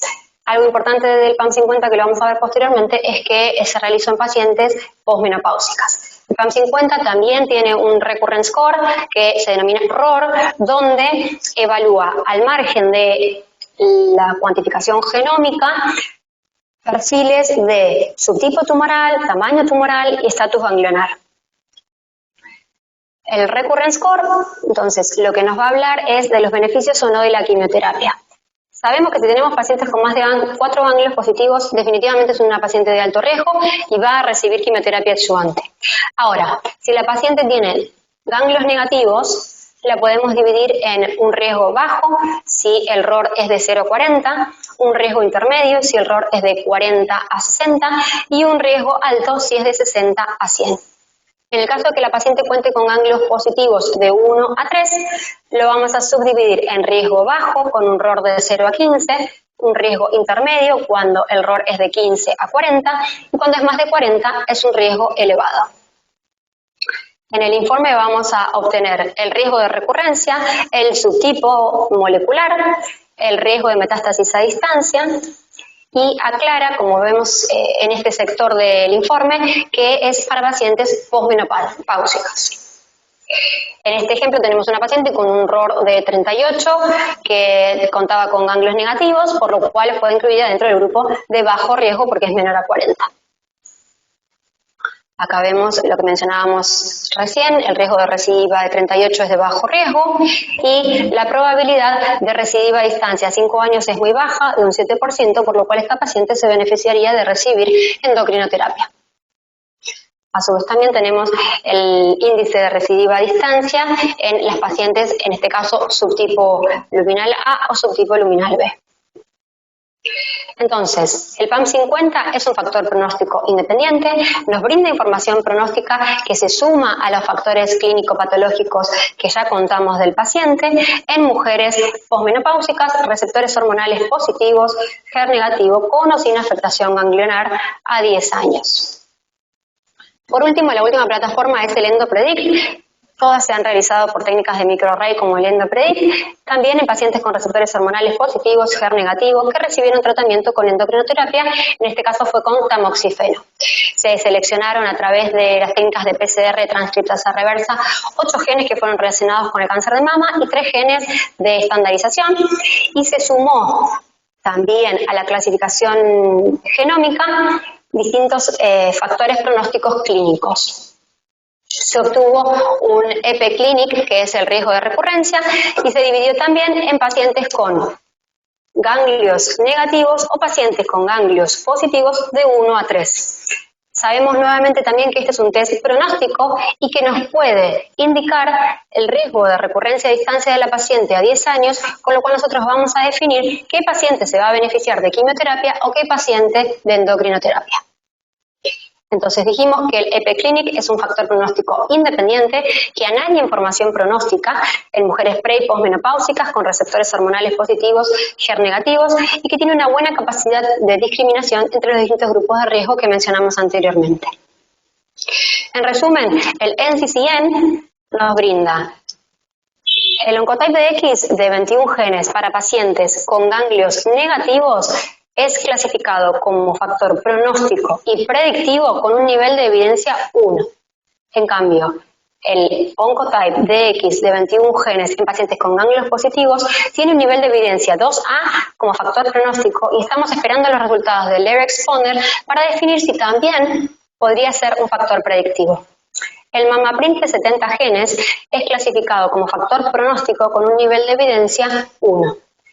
El PAM50 y el EndoPredict de 12 genes es clasificado como factor pronóstico no predictivo con un nivel de evidencia 2A. Como conclusión, ¿qué podemos decir? Que el cáncer de mama, como comenzamos, es una patología heterogénea y multifactorial, que son distintos desórdenes neoplásicos y tienen diferentes comportamientos clínicos en distintos pacientes que tengan una similitud diagnóstica. El perfil molecular nos brinda mayor información para comprender esta etiología y asociado a las plataformas genómicas nos brinda información pronóstica y predictiva para lograr terapias target para cada paciente individual. Los estudios prospectivos que se realizaron en distintas pacientes nos brindan la validación de las plataformas genómicas en pacientes con receptores hormonales positivos, HER negativo, algunos de ellos con ganglios positivos o ganglios negativos. Sabemos que los biomarcadores, receptores de estrógeno, progesterona y HER2 son esenciales para poder tomar una decisión del tratamiento del paciente y que los perfiles genómicos deberían ser solicitados en caso de tener alguna incertidumbre o pacientes borderline para poder definir el tratamiento de quimioterapia adyuvante, aunque si tenemos la posibilidad de pedirlos en todos los pacientes, sabemos que todo lo que nos sume factores pronósticos o predictivos para arribar a un mejor diagnóstico y brindar una mejor terapéutica al paciente es completamente positivo. De las dos plataformas más utilizadas, el Oncotype DX es respaldado por una gran evidencia clínica como factor pronóstico, evalúa los beneficios de la terapia hormonal y la quimioterapia y es utilizado en pacientes con receptores de estrógeno positivo, HER2 negativo. El MAVAPRINT también está validado como indicador pronóstico independiente en pacientes con estadios tempranos y es muy útil para estimar el beneficio de la quimioterapia adyuvante y el tratamiento hormonal. Espero haber sido clara y que esto les haya ayudado para poder brindarles mejor tratamiento a sus pacientes con herramientas de mayor diagnóstico y terapéutica. Muchas gracias.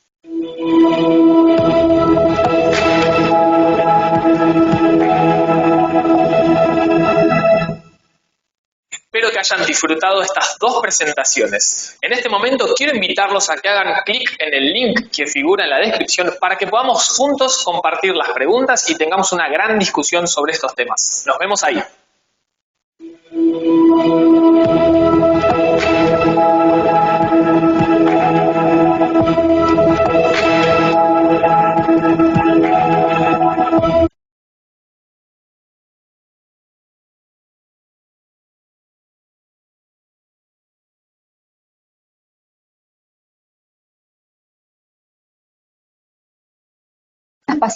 Las plataformas, en una misma paciente no sería posible. Por un lado, fundamental en este caso. Sí. ¿Y vos, Fede? Sí, Ley, a ver, como bien dijo Anabela, sí, está indicado preservar la fertilidad y dependiendo de qué tumor estemos hablando, preservamos la fertilidad, no nos olvidemos que estamos hablando de cáncer. Y muchas veces uno tiene que, como yo siempre le digo a los pacientes, yo primero tengo la patología más agresiva y lo segundo en prioridad, por supuesto, siempre va a venir la preservación de la fertilidad a expensas de que no exponga a la paciente un riesgo. En la actualidad tenemos que preservar la fertilidad en cáncer ginecológico. Hoy día no se puede dejar de ofrecer preservación de la fertilidad dependiendo del tumor en cáncer de cuello. En cáncer ovario le tengo que decir que no es un estándar, pero que está la opción en contadas excepciones, y que en cáncer de endometrio se puede preservar en contadas excepciones a expensa de un porcentaje de recurrencia altísimo. En vulva no hay mucha discusión porque los órganos reproductores se preservan, pero va a depender si va a tener o no radioterapia, que podría tener algún efecto adverso. También me parece importante aclarar que en este caso, nosotros como profesionales, quizás, por decirlo de alguna manera, tenemos la posibilidad de pensar la situación desde otro punto de vista, tenemos la cabeza un poco más fría y el paciente creo que en ese momento lo único que está pensando o lo único que quiere es solucionar su patología y no piensa a veces en el más allá, cuando el paciente esté recuperado y cuando el paciente esté bien y tenga la posibilidad de pensar en su futuro, en la parte de fertilidad o en la parte estética en el caso de mama o lo que fuera. Entonces creo que es fundamental planteárselo. Bien, acá me llega hace una pregunta a la doctora Marta Cora, donde también los felicita por la exposición y pregunta para Ana, ¿puede aplicarse la clasificación molecular a la enfermedad Payet, de Payet mamaria? A ver, sí. Siempre pensemos que el Payet muchas veces está asociado a alguna formación nodular, detrás del pezón. Entonces, como bien se dijo, o sea, la realidad es que todos los tipos tumorales tienen que tener un informe anatomopatológico completo. El informe anatomopatológico completo creo que todos lo conocemos y que más allá de los clásicos factores pronósticos de tamaño tumoral, grado histológico, clado nuclear, márgenes, invasión linfovascular, etcétera, bueno, incluye lo que es la información de los biomarcadores, que son, bueno, los que dijimos, receptores de estrógeno, progesterona HER2 y Ki67, y bueno, de acuerdo a eso, inferir la clasificación molecular. Bien, vamos haciendo un ping-pong de preguntas porque ya, como verán, están empezando a llegar todas las preguntas. Esta es para Fede, donde la doctora Indiana Moreno pregunta, en realidad me gustaría que comentara la experiencia, la relación en quimioterapia neoadyuvante en cáncer de cuello uterino. ¿Qué experiencia tenemos nosotros? Eso, y después, si querés, te hago la que le sigue, que es la quimioterapia en ovario intraperitoneal. Pero vamos con esta de cáncer de cuello. Bien, ¿de dónde es la doctora? Porque debe ser de un país subdesarrollado como el nuestro. La verdad, no lo sabría decir. ¿De dónde Pero es? a lo que voy, no, estoy hablando Argentina. Acá, de Nicaragua. Ahí está como nosotros, por así decirlo. Nosotros, los primeros trabajos en adyuvancia en cáncer de cuello se hicieron en Argentina, el grupo de clínicas. De hecho, al esquema se le llamó esquema Buenos Aires. El principal problema que tiene el cáncer de cuello, que tiene indicación de neoadyuvancia, no estoy hablando de preservar la fertilidad, sino en tumores bulky mayores a 4 centímetros, es que la indicación es la quimio-radioterapia primaria, concurrente, ¿no? Esa es la indicación estándar y lo que se debe aplicar. ¿Por qué? Porque los trabajos mostraron... No, nada, perdón. Sé que se me cortó a mí, pero nada, dale, sí. Ahora, yo vengo de una ciudad que no es capital federal, que se llama Rosario, en la cual el grupo hacíamos neoadyuvancia en cáncer de cuello. En el hospital alemán nosotros disponemos de la aplicación de quimio-radioterapia concurrente y la paciente que tiene indicación de quimio-radioterapia se aplica esa terapéutica. Ahora, si no se dispone, como pasa en la mayoría de los hospitales públicos de Capital Federal, de la radioterapia para hacerla de manera concurrente, es una opción la quimio-radioterapia concurrente, que parecería ser viable a expensas de que obviamente nosotros estamos haciendo una neoadyuvancia, después las vamos a operar y después vamos a hacer radioterapia dependiendo de los factores de riesgo, y tenemos que contestar que podemos retrasar su tratamiento primario, que es la quimio-radioterapia, al tener alguna complicación quirúrgica. En definitiva, tenemos experiencia en neoadyuvancia.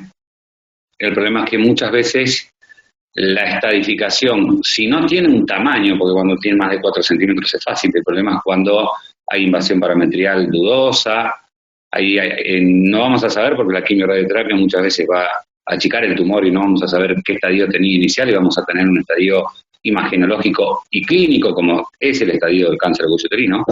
Pero la terapéutica se la define de acuerdo a la estadificación quirúrgica, cuando son quirúrgicos. Por lo tanto, nos vamos a basar en eso y no vamos a saber verdaderamente el pronóstico que va a tener, ya que no vamos a tener un resultado de la anatomía patológica de esa paciente realmente confiable. En definitiva, se debe hacer quimioterapia en adyuvancia siempre y cuando no se pueda acceder a la quimio-radioterapia concurrente. Bien.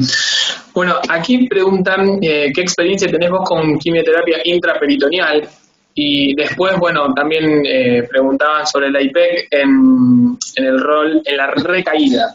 Así que si querés vamos con esas dos, después tengo otra para Ana.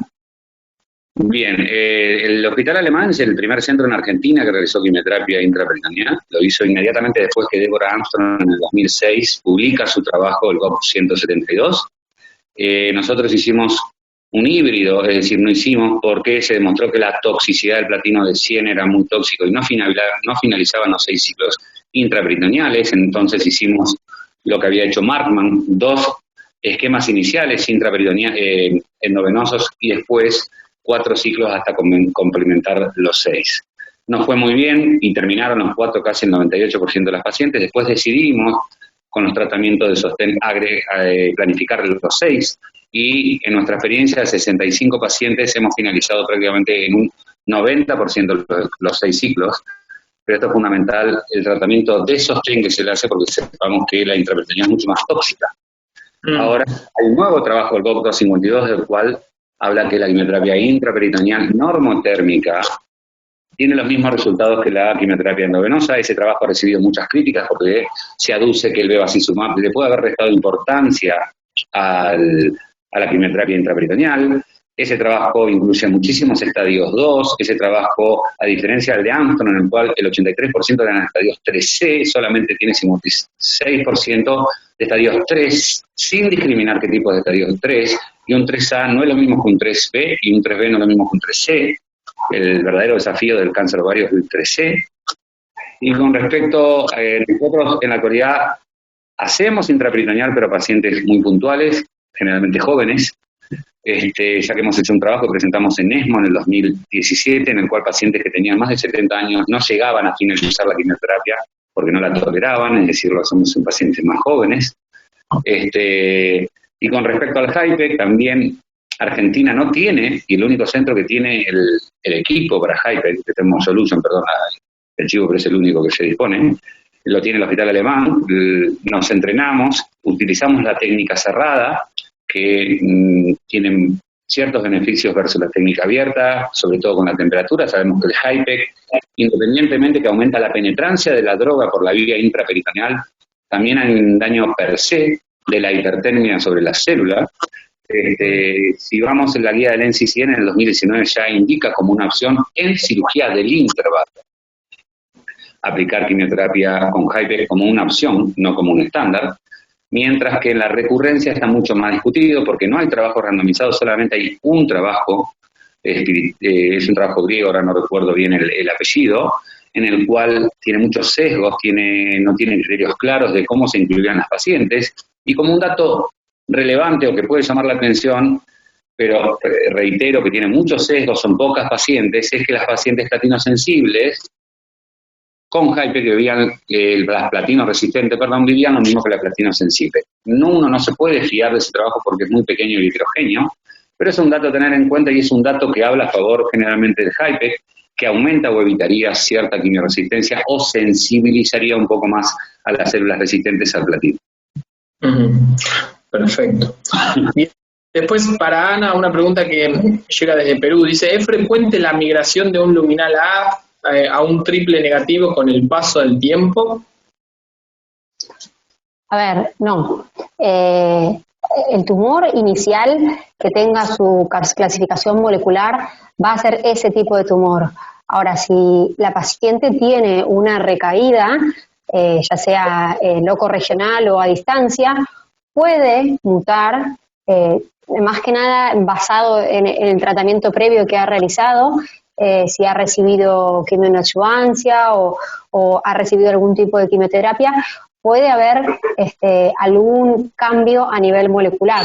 No es lo más frecuente. Sí he tenido algunos casos de triple negativo que han expresado algún grado de receptor hormonal luego de varias recaídas locorregionales. Afortunadamente para la paciente fue solo locorregional y no a distancia, pero bueno, no es que es lo más frecuente que un solo tumor mute, sino que lo que estamos evaluando es una recaída o un nuevo tumor. Bien, aquí otra pregunta que llega es respecto a la vitamina D, si recomiendan altas dosis de vitamina D previamente a la quimioterapia por su acción benéfica sobre el sistema inmune y porque disminuye la actividad de telomerasa tumoral. Para Anabela, para mí.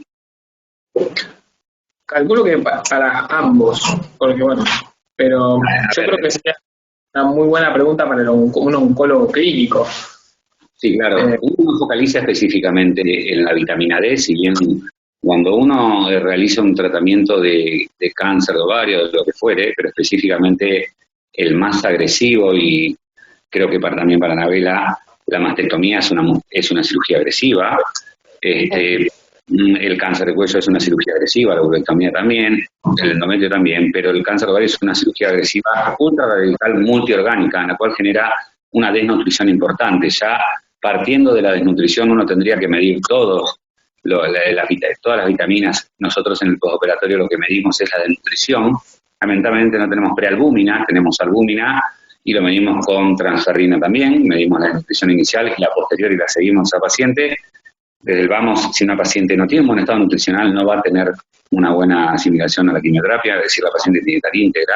No focalizamos específicamente en la vitamina D, sí, hacemos un control integral de toda la paciente y si requiere reemplazarla, lo hacemos. No sé, Ana, ¿qué opinas?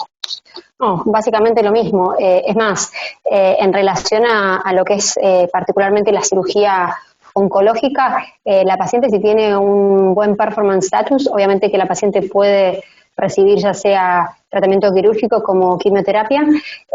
Quizás nos focalizamos un poco más en aquellas pacientes que van a recibir una cirugía asociada a oncoplastia, como es una cirugía de reducción con conservación de piel o con conservación de areola y pezón, donde por la parte, digamos, de cirugía plástica uno tiene que tener una mayor precaución en relación a lo que es la vascularización y la cicatrización.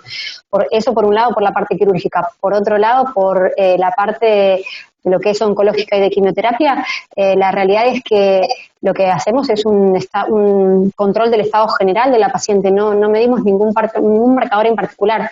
Creo que, como vos mencionaste, sí, en particular el cáncer de ovario, bueno, pero porque es muchísimo más agresiva la cirugía en sí y el tratamiento, se seleccionan también algunos marcadores, pero no así en el cáncer de mama, no focalizamos en nada.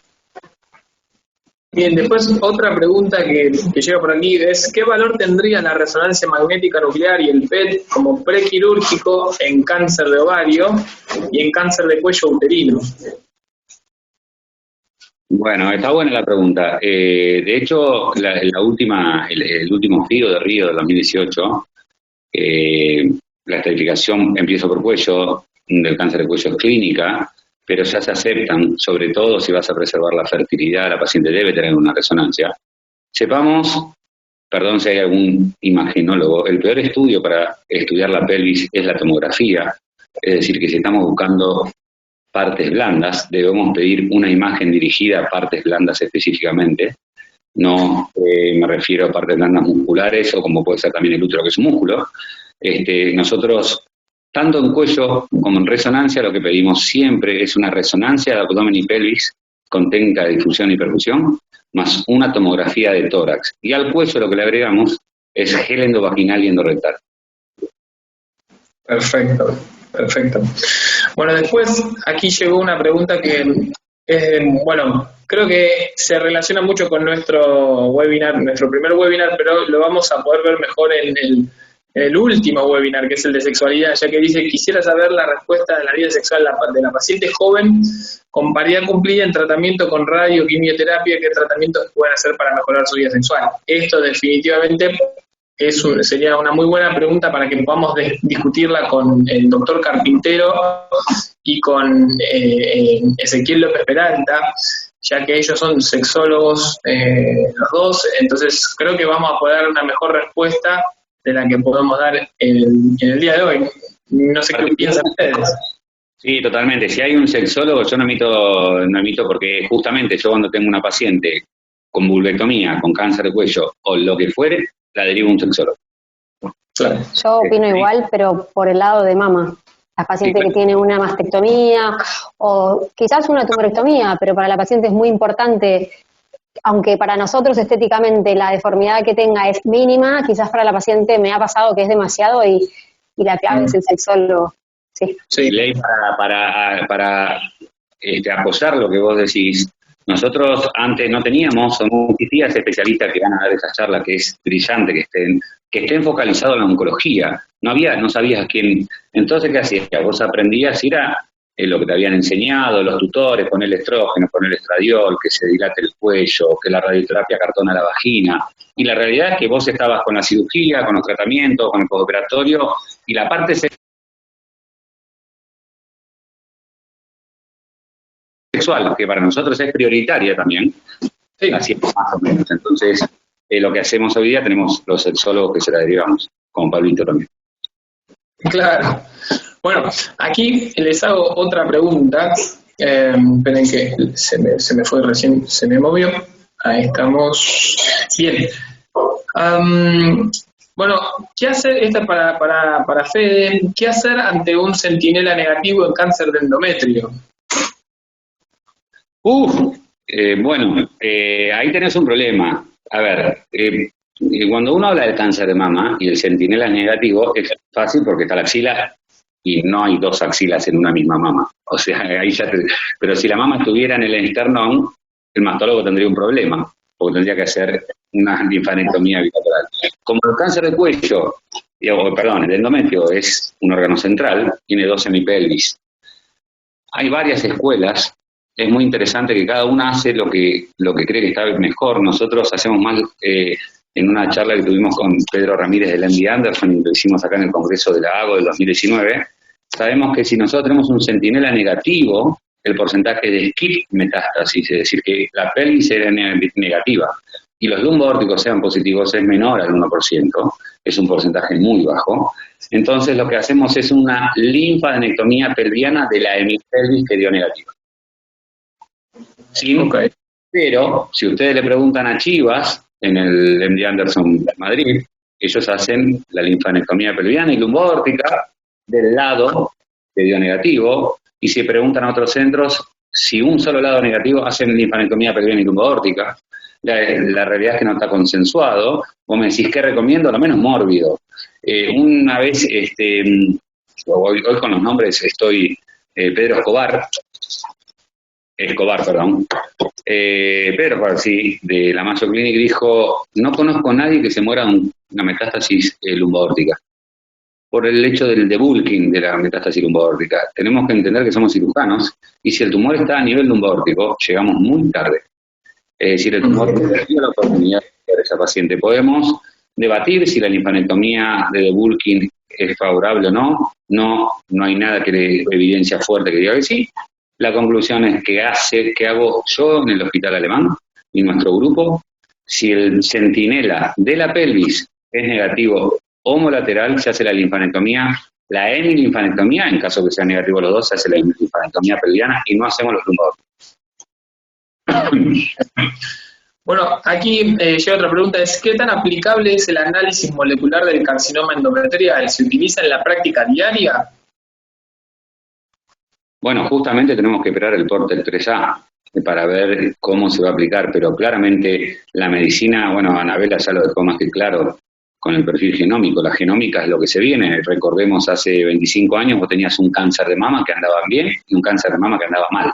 Después te diste cuenta que lo que andaban mal eran los SER2 y los triplos negativos, hasta que vino el trastuzumab. Y después vino el luminal A y el luminal B, y se los clasificaron histomolecularmente y después genómicamente. En el endometrio va a terminar pasando, y en toda la medicina va a terminar pasando, es la hipótesis mía, y lo que se está viniendo, está pasando en todo.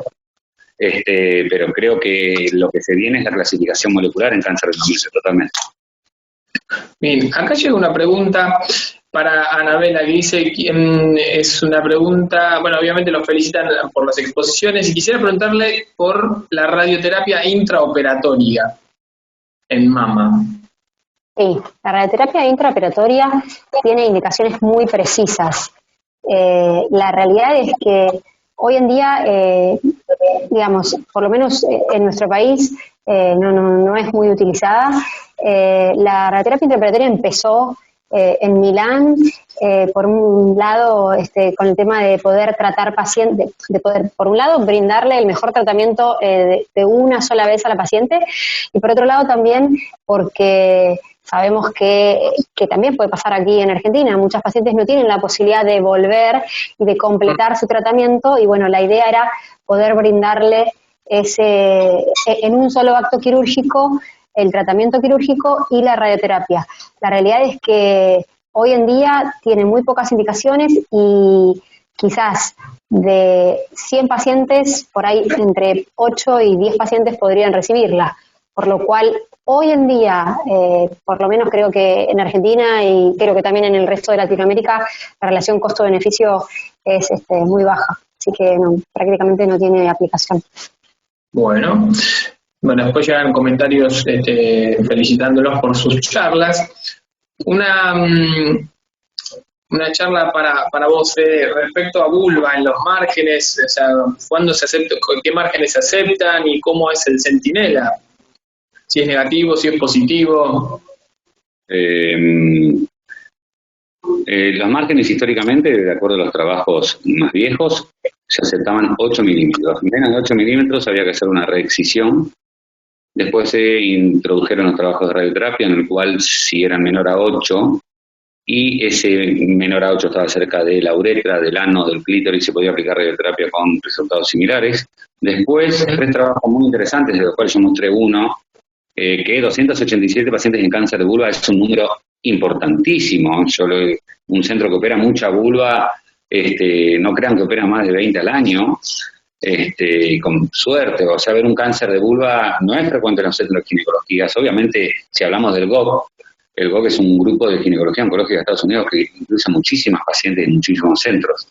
Pero ellos analizaron 3, 5 y 8 milímetros de margen y mostraron lo mismo. Y el factor de recurrencia no era el margen per se libre, sino la distancia, sino la presentación o no de factores predisponentes. Primordialmente el BIM, también hablan del líquen esclerótico.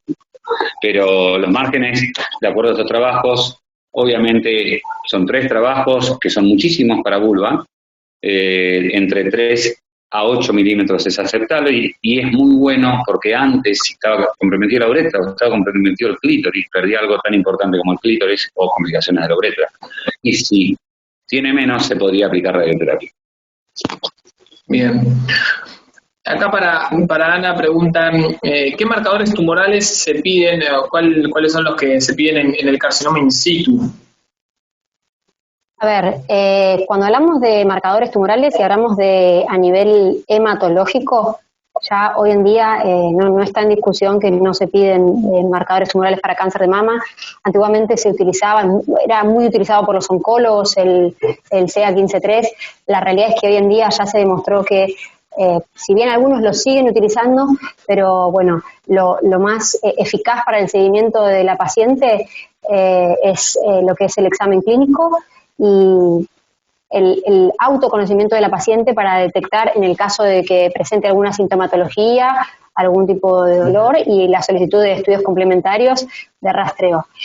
Para el carcinoma in situ no hay ningún tipo de marcador hematológico. Ahora, si nos referimos a los biomarcadores, que son los que se piden a nivel anatomopatológico, lo estándar serían los 2 receptores de estrógeno y progesterona, y el Ki67 como un indicador de proliferación celular, pero básicamente los receptores hormonales. Perfecto. Bien, sigo buscando a ver alguna pregunta más que tenía por aquí, déjenme ver.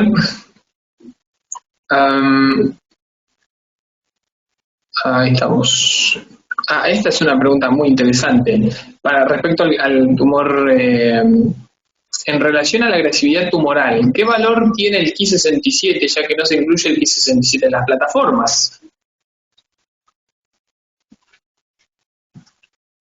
Está silenciada, Ana. Está muteada, Ana. Ana, está silenciada. Está muteada, ¿eh? Ahí está. Perdón, bien, no me di cuenta. Bien, volvemos a empezar. Bien, en relación al Ki67 sabemos que es un marcador de proliferación tumoral. Todos los factores pronósticos clínicos e histopatológicos clásicos siguen vigentes hoy en día, o sea, son todos imprescindibles para arribar al correcto diagnóstico y brindarle la terapéutica correcta al paciente. Es con lo que nosotros vamos a iniciar el diagnóstico y tratamiento. El Ki67 no está incluido ya que solo nos habla de la proliferación, pero no nos habla de la predicción de la respuesta a la terapia, porque estamos hablando de plataformas genómicas. Sabemos hoy en día que antiguamente nosotros utilizamos estos marcadores, más que nada la edad de la paciente, el tamaño tumoral, el grado tumoral, diciendo, bueno, cuanto más joven, mayor tamaño, mayor agresividad, mayor riesgo de recurrencia a distancia, bueno, la posibilidad de ayudarla era brindarle tratamiento de quimioterapia. Hoy en día, gracias a las pruebas genómicas, sabemos que el 44% de las pacientes jóvenes que tienen tumores con bajas tasas de recurrencia por pruebas genómicas, obviamente, se van a beneficiar de cáncer de mama, de quimioterapia en el cáncer de mama. Que el 30% de los tumores pequeños tienen de bajas o intermedio resultado a nivel genómico, se van a beneficiar. Entonces, si bien no está incluido, lo vamos a utilizar como pronóstico para la paciente y para guiarnos en cuándo pedir o cuándo tenemos dudas para la utilización de la plataforma genómica, pero no forma parte de ninguna de las plataformas. Bien. Y en relación a los subtipos, otra pregunta, Ana, después ahí llegó otra pregunta más para Fede. En relación a los subtipos moleculares de cáncer de mama, ¿es mejor obtener resultados por inmunohistoquímica o por plataformas genómicas?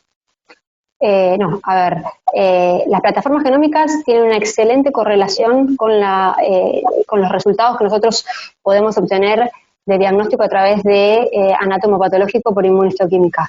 Nosotros lo primero que tenemos que obtener es la anatomía patológica convencional que todos obtenemos y solicitar, por lo menos muchas veces nos sucede acá en Argentina y puede también suceder en el resto de Latinoamérica, que tenemos el diagnóstico anatomopatológico y nos faltan los biomarcadores.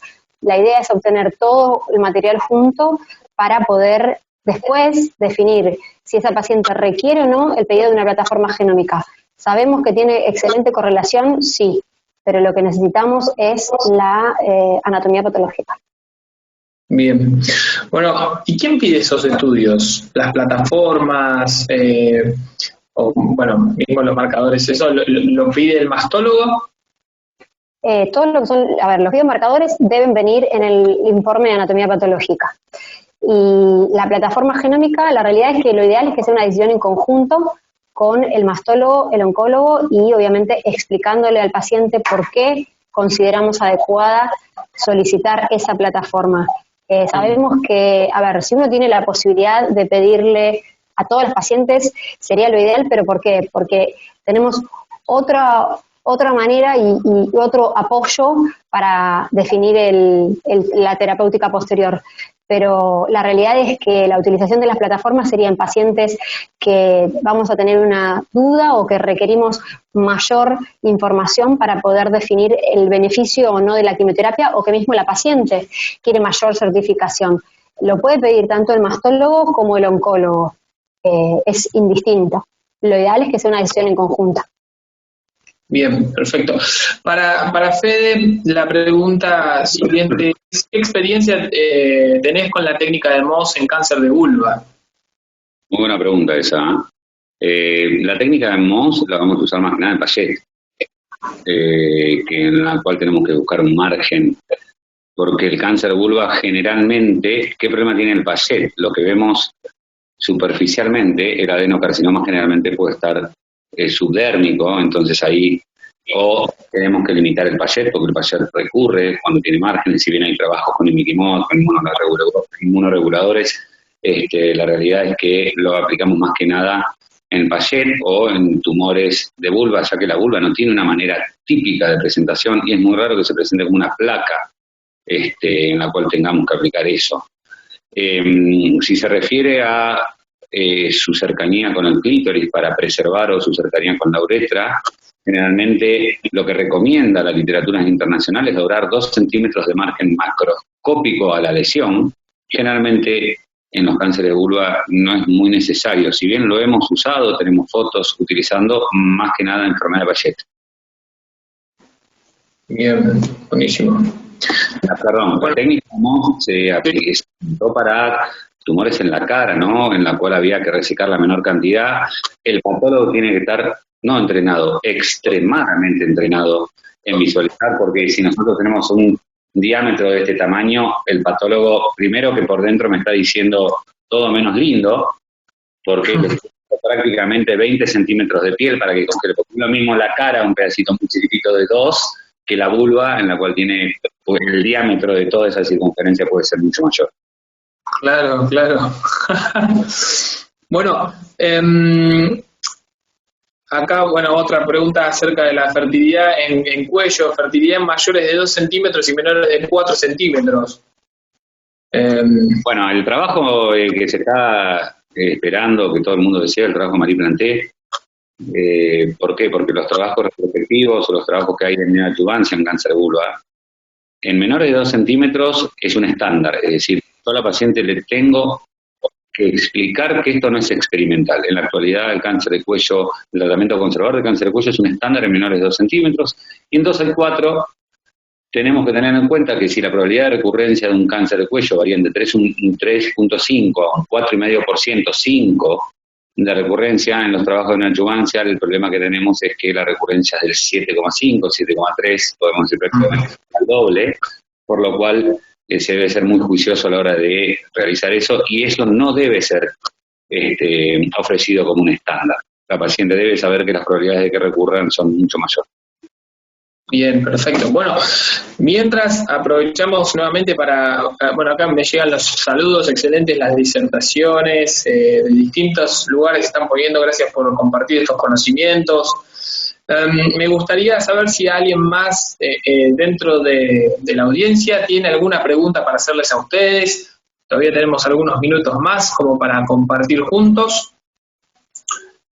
Y mientras yo voy leyendo la última pregunta que tengo por aquí anotada, de las que me anoté, para la doctora Anabela. ¿Las plataformas intercambiables pueden ser utilizadas indistintamente? No.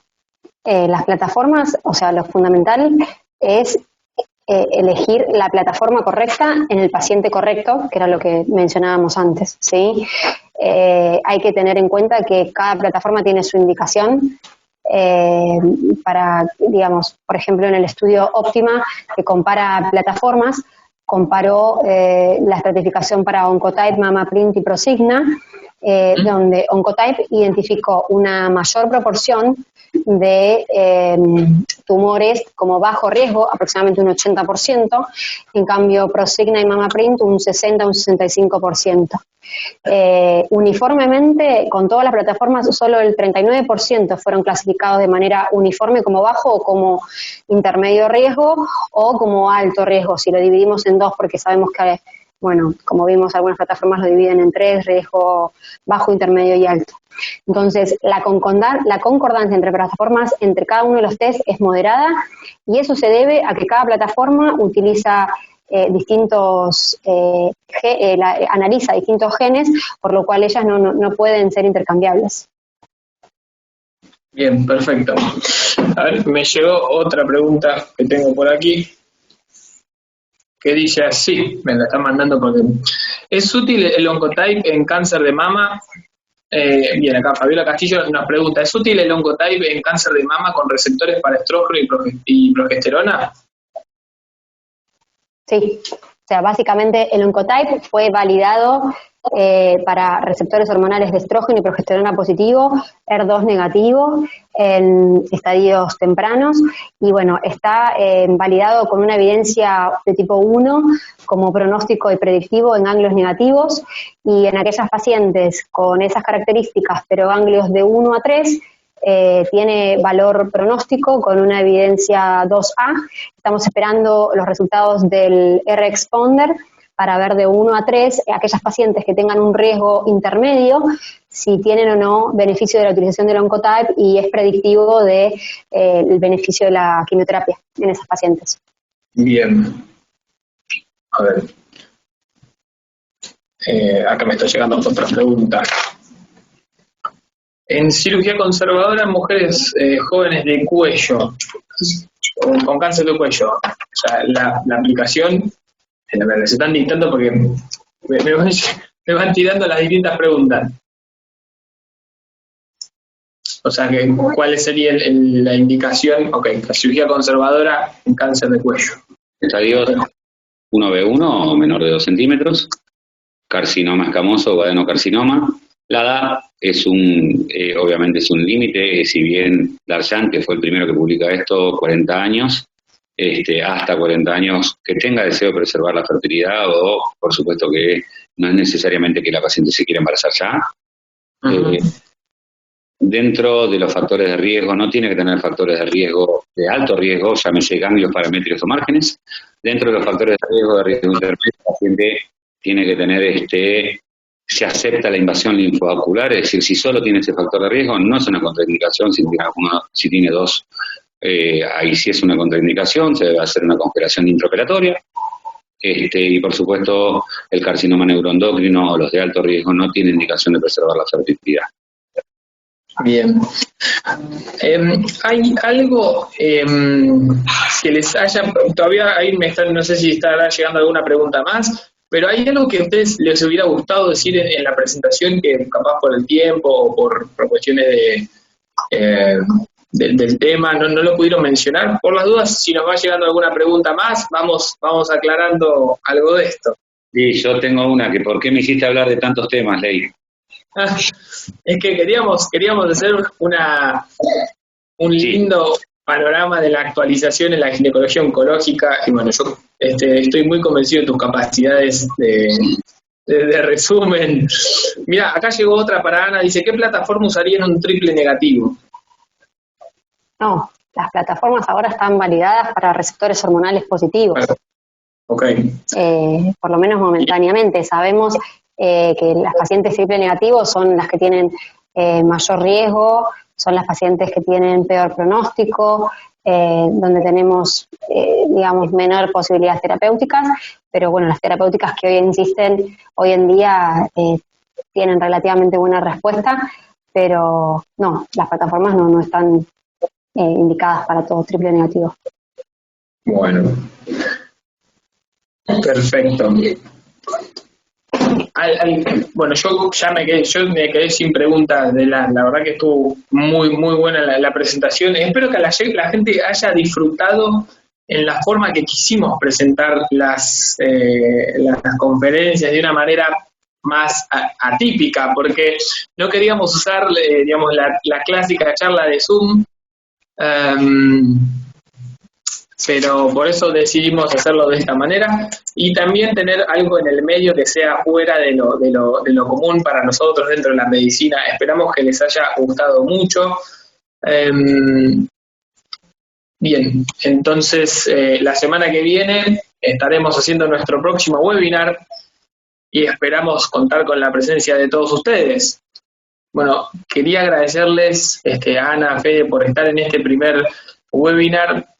La verdad que me encantó compartir este tiempo con ustedes. Quisiera volver a tener la oportunidad de hacerlo en alguna otra ocasión. Y bueno, como siempre, son unos genios y son unos grosos en lo que hacen. Esperemos que hayan disfrutado este encuentro. Nos vemos la semana próxima y vamos a sortear todos los temas técnicos que han surgido para el día de hoy para hacerlo más fácil, para que puedan estar disponibles con más practicidad. Así que nos vemos la semana que viene. Estamos teniendo nuestro segundo webinar. Que tengan una muy buena noche todos. Cuídense y nos vemos la próxima. Gracias, Ley. Gracias, Ana. Gracias.